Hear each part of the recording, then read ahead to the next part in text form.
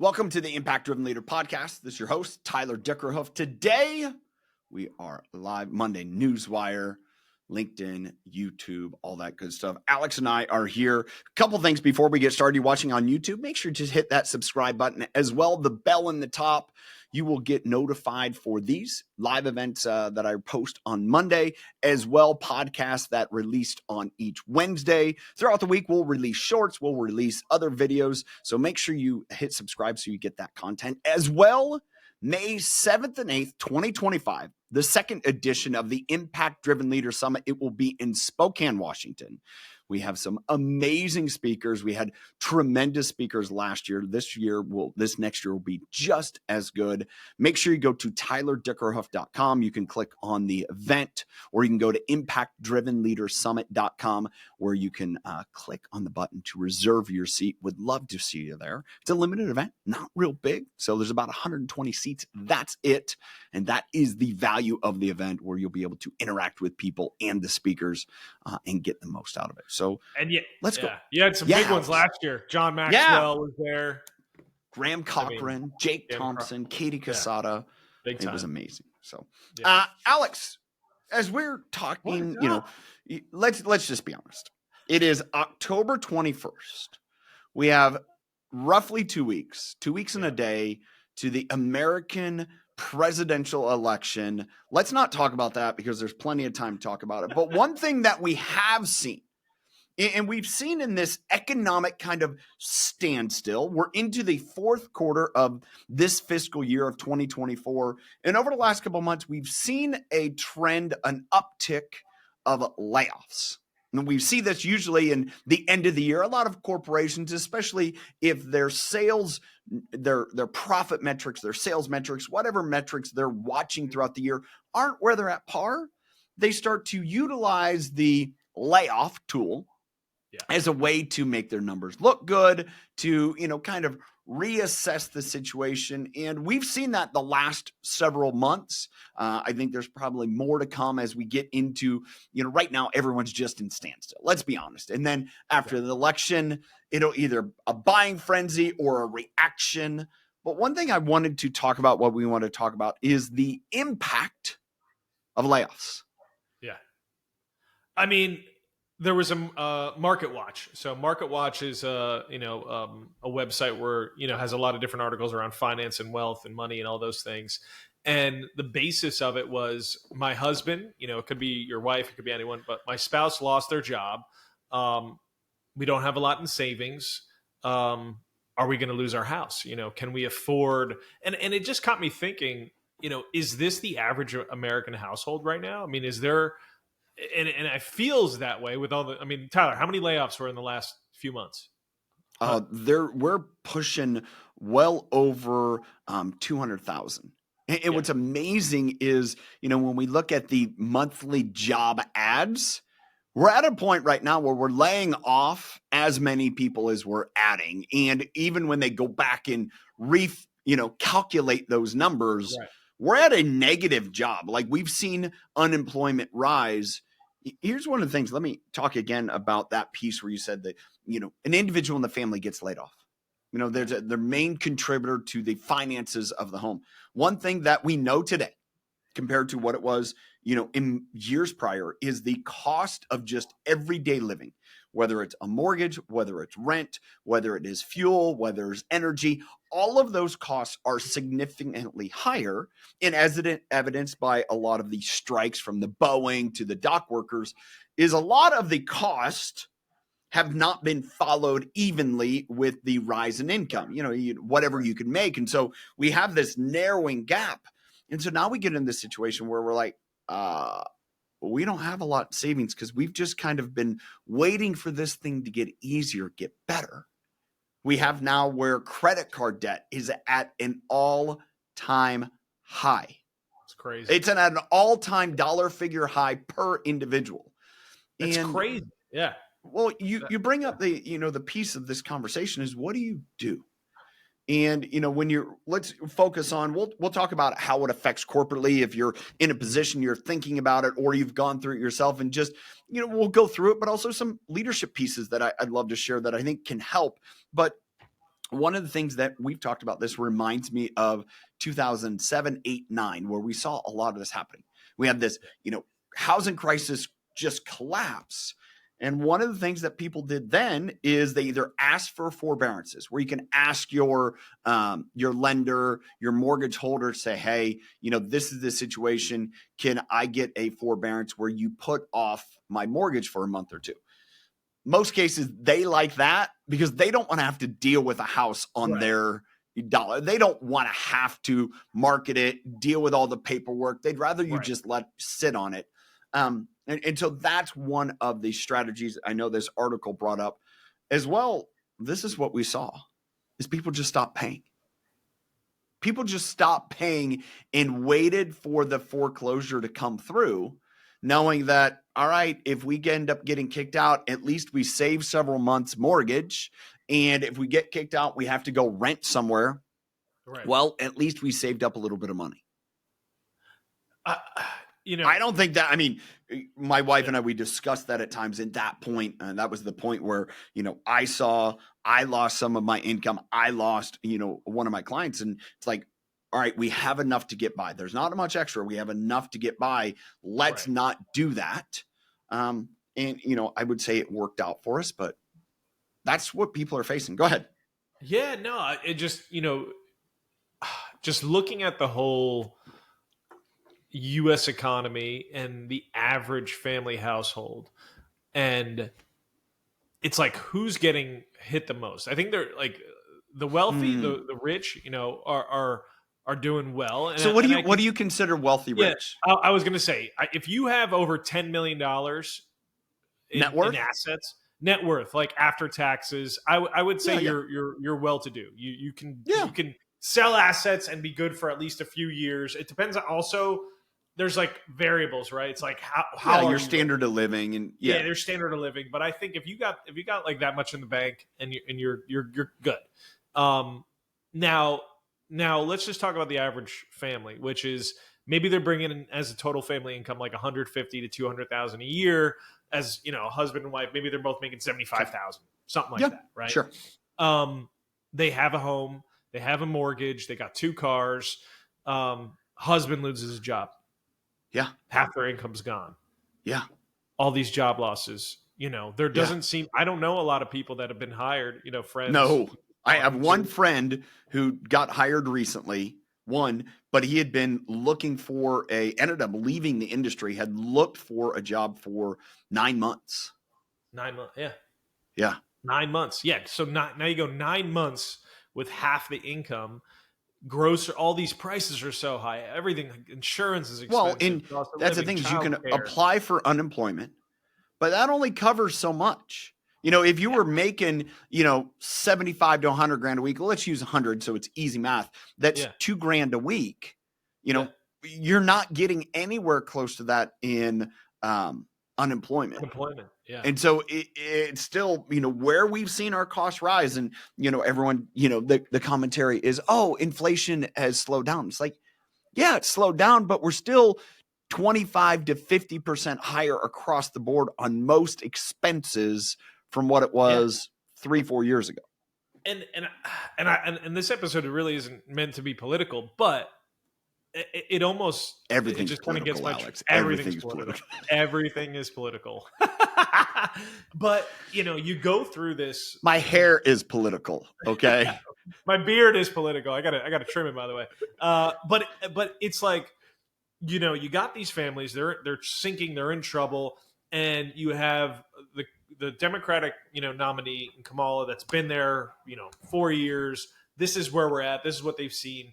And then you have former President Trump, who I think for all of his issues and all of the negative that comes with him, people like just want to shoot right by it because they are struggling. They need to get their family in a better position in life. And I feel that these people felt better financially when he and his people were in power. And it gave them a better shot. They had more money. They had more opportunity from a financial standpoint. And I feel like that's where most people look towards, not all these issues that you read about, whether it's X, Y, or Z issue outside of finance. I really think it always comes down to that for these candidates of like, who's going to give my family the better financial opportunity to thrive, and they're just foregoing all the other problems that you might get with someone like Donald Trump. That's at least my speculation and my feeling is like, let's get someone else in here we've seen before when we were doing well. I have a take on that that's kind of hit me most recently, but we'll say that and then we'll get into the expense of layoffs, cost of layoffs. One thing that I'm gathering, and this is based upon my own interactions, my own observations, and I think this, I don't know how much it'll play out in this election, the one in 2 weeks, but I certainly believe in the next 2 years, it will have a major impact. I feel like there is an overwhelming consensus of citizens and individuals that are saying,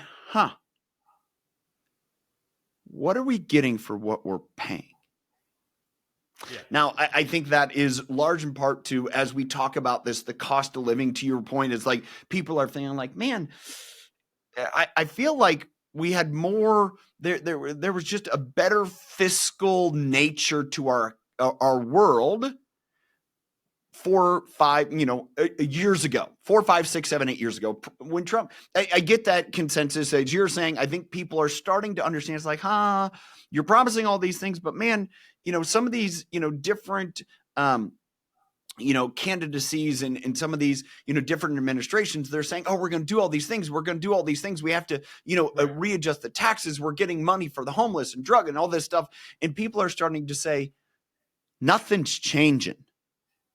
Like, what are we getting? Or one of the things that I'm realizing is we have a lot of and we're getting way off topic, but let me finish this thought and then we'll get to layoffs, is we have, whether in schools, in our societies, we have this idea of like, oh, we need to be more embracing of people and, their differences, and make sure we have social programs and all these things. And what I gather is people are starting to wonder, but what impact is that making on kids? What impact is that making on our society? Because now we have a Gen Z that is like, they're conservative and they're like, we're not getting what you're promising us.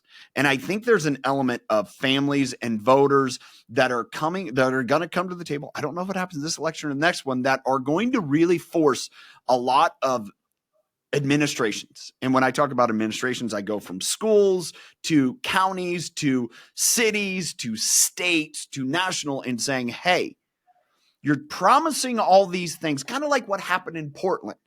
Portland's like, man, we're going to solve the world by just defunding and doing everything. And they're all coming back and saying that was an absolute train wreck. Yes. And I think we're getting that. We're going to see more citizen pressure on some of these community groups to say, hey, you need to get in line.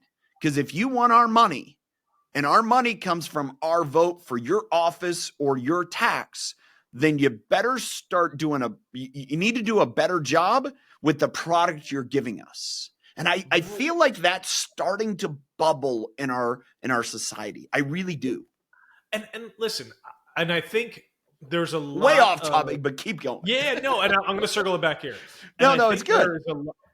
I think there is a what's the right word? People are open to a lot of what you were alluding to, which is a lot of openness to acceptance and different cultures and this, and that's all fine and dandy. But at the end of the day, if they don't have a freaking job, if someone doesn't have a job to take care of themselves, to take care of their family when prices are soaring high, it's like, all right, that's all cool. Do what you need to do to make the world a better place and make people happy and all that stuff. But I don't have a job to work. I have no money. It's like, I can't bring bread and milk and pay for my gasoline and my childcare and anything. What about us Americans? What about the middle class? I think family? To the point there is, you get in either the situation of you're a ward of the state or you're self-sufficient. And that line is getting blurred because we're like, all right, we need to be self-sufficient, we have this idea of being self-sufficient, right? That's a noble cause. And yet we've come to this point. It's like, man, we have to help people. And yet there's this like I heard this yesterday on the radio. I was listening. I was moving patio furniture, pulled into I don't know why I was listening to radio. And this person said, it was funny. I think they're probably in their early 30s.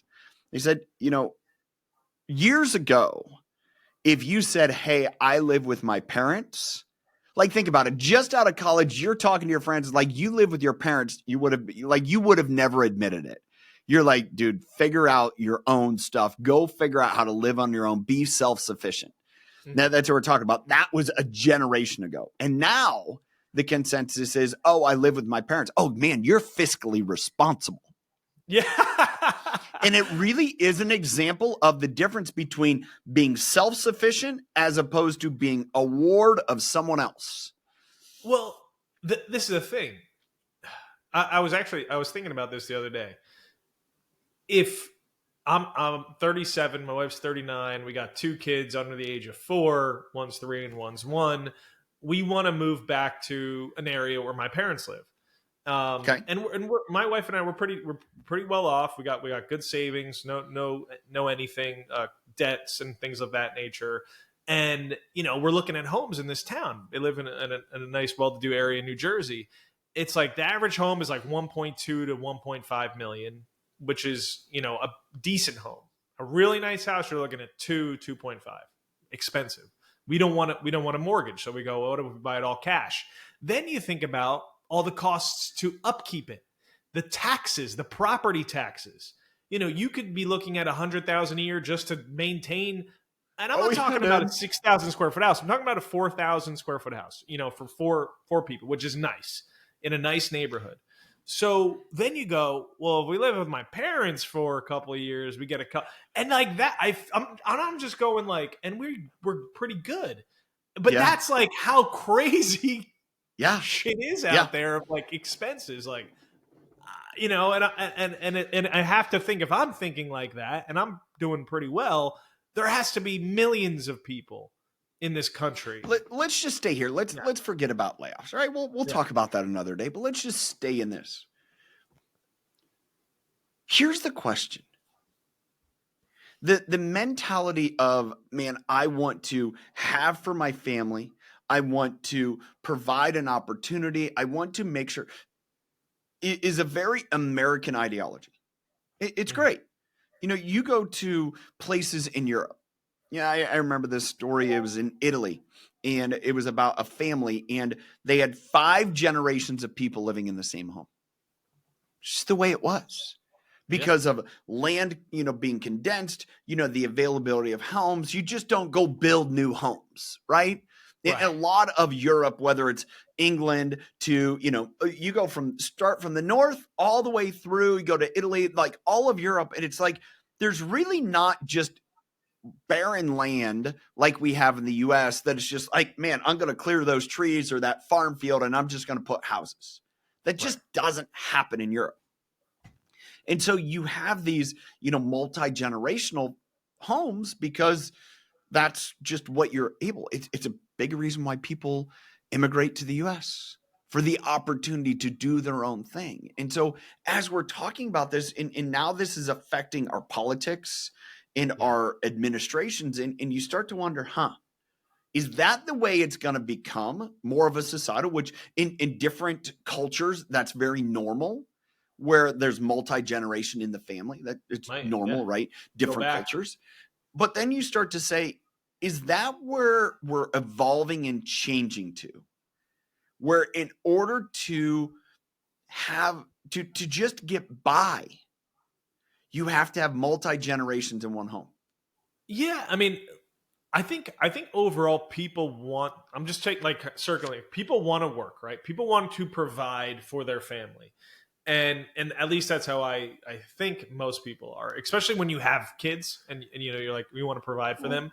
And having your own house where you raise these children, for my family, my parents' generation, like that was a real thing, but it felt attainable. It felt like you could actually afford that at like a medium level average income.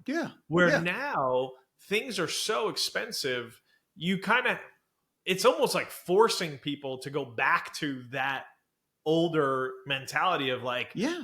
let's all come into the homestead, raise our children here. You know this, like we had a death in the family not too long ago, which really changed the way I think about a lot of things. Yeah. And it makes me want to be near my parents who are Yeah. both still alive. My wife's parents are both dead now. And that's so important because you only have so much time on this planet with the people you love. And it's like, what am I, yeah, it'd be nice to have that nice house and, yeah, we could probably swing it, but, I want to be close to them and I want to provide for my kids and they want to be near the grandparents. So there's a lot of that also going into maybe some I of get the it. thoughts of how, maybe the millennial generation, Well, which I'm in, are thinking as well. And I think that's, you bring up the point there. It's generational. Yeah. It's very generational. And as a younger Gen X, I mean, it was very much of a, graduate high school, go to college, work, whatever. And you were right into a home because it was affordable. It was, I remember at points where I was going to go rent a home or buy a home, and it was the same amount of cash flow money. It's, did you have the ability to leverage the money because of your credit, whatever else? And I was hesitant because, my parents' experience owning homes back in the late 70s, early 80s with extreme high interest rates was not good, which happened to, a lot of, I would say, our parents' generation, right? They either did it right or it was a struggle, which really was a drive to, hey, make sure you pay cash on this, that you don't, pay interest because it's 20%. We've had for now decades a pretty moderate, low interest rate. I mean, where we're at now is the highest it's been in decades. And, so when you start looking at this generational change, and I look at it now with an adult child and, 2 other teenagers, the, extent where we're at, and it's kind of like, all right, what are we as a family going to do for her? Between right now, she's 18 at this election. By the next election, she'll be 22. She'll probably, be done with college. She could be into a career, whatever that is. She is looking at those things and like, what are we starting to prepare and do? Now, if it were my wife, we'd have a compound and all of our kids would live there. I don't want that. That's just because let me ask you, why don't you want that? Because I want them to do their own thing. I want them to feel unencumbered to where if they want to go live wherever, that they go live there. And it's also, I just, but here's the thing to that is, in a lot of the communities that I grew up in, farming communities, it was pretty normal. Like one of my best friends, their family's house was, right on the center of the farm. At the end of the driveway, like 150 yards away, lived his grandparents. He was always with them. Like my cousins, the farm that they had, my grandparents' house was right on the farm. My uncle and an aunt and my cousins, they were literally like across the field from them. Right. And that was just my aunt and her family, my uncle's family. They lived, and the my uncle's mom lived right on the farm as well. I mean, that was normal. Didn't live in the same house, but you were in the same area. That was, again, it's not abnormal to me. Yeah. I get it.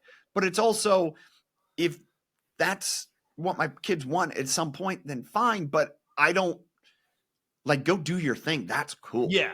I think you're both, right in the sense, like, thank you. Because I think you're right in a lot of ways, because that age, like 20 post college, like 22 to like whenever, I feel like when you start a family, whenever that age is, it's a lot of experimentation. It's a lot Some of us younger than others, Alex. Yeah.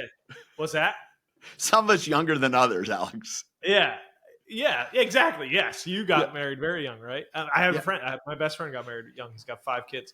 But that age of experimentation, of failure, of learning, and it could be 10, 15 years, right? I do agree. Totally. Because you don't want that crutch of like, you can always come home with mom and dad. We got a house for you, But I mean, but that's to that comment and where we're getting at, going back to the, how do we make this work?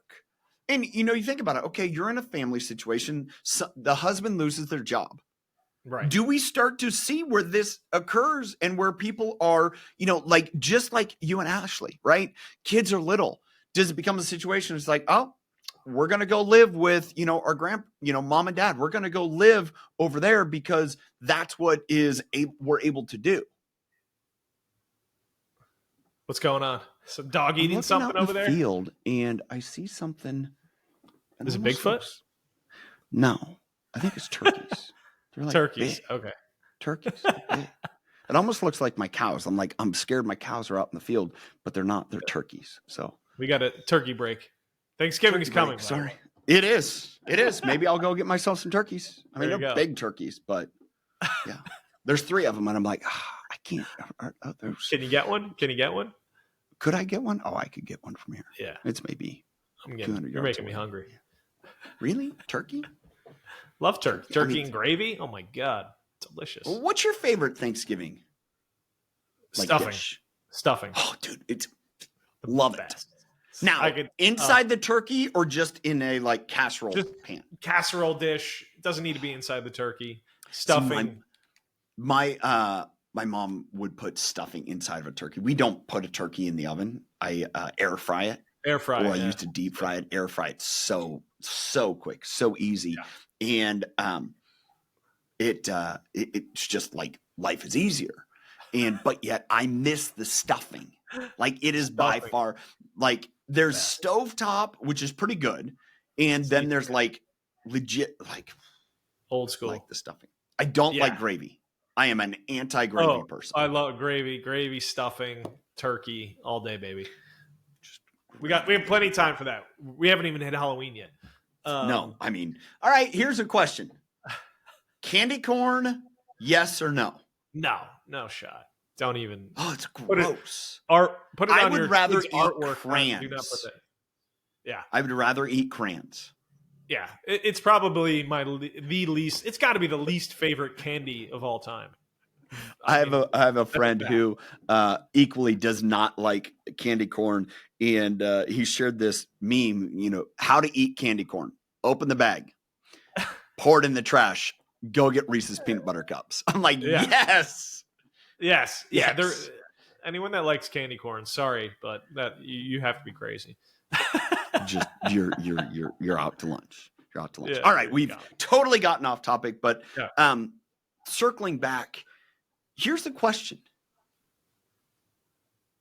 what would it take to change that trend? I mean, you would have to see. My wife and I talk about this as well. Of first and foremost, the jobs market needs to be re-strengthened. We need to see a strengthening. We're at 4% unemployment. What more do you need? I don't feel like these numbers are accurate given how that's just one factor, but just given how, I really like to pay attention and be super observant of my surroundings, the people, my constituents, meaning the people around my age who I speak with. It seems to be tough, in the sense of, yes, people may be working, but they're not getting compensated nearly what they could be, or I don't want to say should be because it's all relevant, but of how expensive everything is. So income level compared to cost of living is if we're looking at a graph, it's just gone astronomical. And so the labor market, to me, I think needs to be reinvigorated and strengthened, because all you hear about is layoffs and people getting laid off. And a cousin just got laid off 2 weeks ago. Everyone they know someone who's laid off. It's not going, I just got hired this brand new job. How many people have you heard saying that recently? Going, the labor market's so strong. And and I think that's the key is, we look at these jobs numbers and it's to me, there's not a spur of new. If we look at the energy, sector, right? That's a big, if we look at the tech sector, if you look at those different sectors, the people that I know that work in those industries, a lot of them are like, man, we're just holding our breath. We'll get through the election, but I'll make this statement right now. Take it for what it is. In my opinion, I don't think it matters who gets elected. Our economy is going to struggle. Yeah. because there's things that need to be either from the Harris Walls side that need to be done. And if you start taxing more, it's going to restrict business growth. We're going to see more layoffs, more job constriction, because that money is, if it's not going to grow the business, it's going to taxation. It Right. is, it's a negative, it's a zero sum. You're not going to benefit. And on the Trump side, is even there is you try to open things up so people are doing more for business. There's still a lot of, we got to fix where things are out of line economically, and that's going to be some constriction. Yeah. Oh, and the other variable was the cost, right? Everything's so expensive, right? Home prices, because my wife and I are looking, to make Yeah. an investment, and we're just like, let's just keep waiting. It does. If you calculate what you could either get for a short term rental, if you can do that, hey, because they're coming down on those, Yeah. and then what you could rent it for, it Yeah. makes no freaking sense, even if you buy the place cash, to do that, because you can't get enough rent money. Yeah. Yeah. And so you're just going, Totally. what am I going to do? Just sit on? All right, I'm just going to sit on this cash. Well, it's why certain people, like Grant Cardone's like, go rent, which to a certain segment, he's right, because the numbers tilted. I also, you got to remember too, the guy's also lining his own pockets because he owns so many multifamilies. He's, hey, don't go buy a house, go rent. Well, where are you renting from? 1 out of 10, you're probably renting from him. So, right. Which is great. I mean, it's great. That's the thing. It's like, if you can, multifamily is great. I still think that, people look at it. First, you need the money, right? You need the money to buy a multifamily. So you need to have some sort of income, right? But everything, what's your power? What's your energy costs? Does he talk about energy costs? Does he talk about insurances? Does he talk about anything to maintenance costs? What are those at? When you calculate it all together, and then you say you got a 10-unit multifamily and you're charging, $1,400, $1,500 a month, how much are you actually making? I mean, I don't know. Is it going to make you rich because everyone wants to be rich? Well, no, it's like maybe you're making a couple thousand, 5,000 extra a month. Yeah.